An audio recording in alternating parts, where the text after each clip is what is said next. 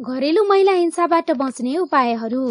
महिलाका सम्बन्धमा बनेका नियम कानूनलाई कडाइका साथ पालना गर्नुपर्दछ। घरेलु महिला हिंसा विरुद्ध जनचेतना फैलाउनु पर्दछ।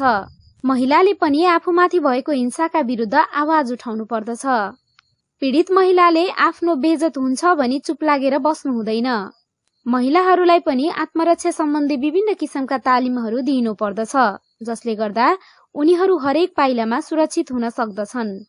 महिला र पुरुष बीच रहेका विभिन्न असमानताका खाल्डाहरू छन्, तिनीहरूलाई पूर्ण, सबैलाई शिक्षित र सभ्य बनाउनु पर्दछ। सामाजिकीकरणको प्रक्रियामै छोरा र छोरी बीचको भेदभाव हटाउनु पर्दछ।